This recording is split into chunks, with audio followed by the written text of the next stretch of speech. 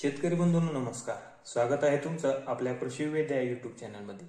तर शेतकरी बंधूंनो, या व्हिडिओमध्ये आपण जनावरांमधील सर्वात घातक व जीवघेणा आजार म्हणजेच लंपी या रोगाविषयी माहिती बघणार आहोत. हा लंपी रोग कशामुळे होतो, कोणत्या व्हायरसमुळे होतो, लक्षणे काय आहे व उपाय काय आहे, या व्हिडिओमध्ये सविस्तर माहिती बघणार आहोत. त्यामुळे व्हिडिओ शेवटपर्यंत बघा व चॅनलवर नवीन असाल तर चॅनलला सबस्क्राईब करायला विसरू नका. लंपी हा रोग कॅप्रीपॉक्स व्हायरस या विषाणूच्या प्रादुर्भावामुळे होतो.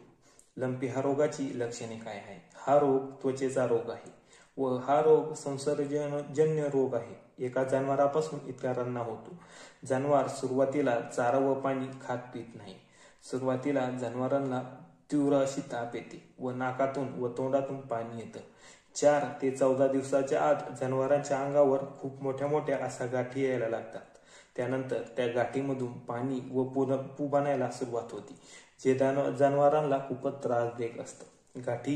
गाठीमुळे जनावरांच्या डोळ्यातून सतत पाणी येतं. तर मित्रांनो, हा रोग फक्त जीवघेणा रोग आहे, पण जनावरांमध्ये खूपच वेगाने पसरतो. तर मित्रांनो, हा रोग आपल्याला कंट्रोल करण्यासाठी उपाययोजना काय करायचं आहे? सर्वप्रथम आपल्याला 2 लिटर पाणी घ्यायचं आहे. ते पाणी उकळून घ्यायचं आहे.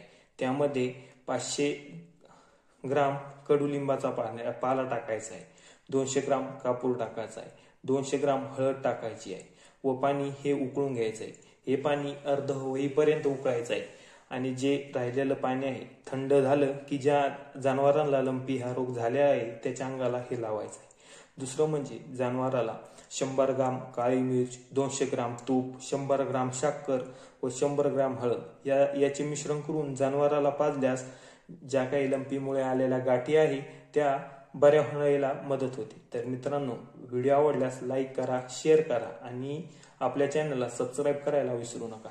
धन्यवाद.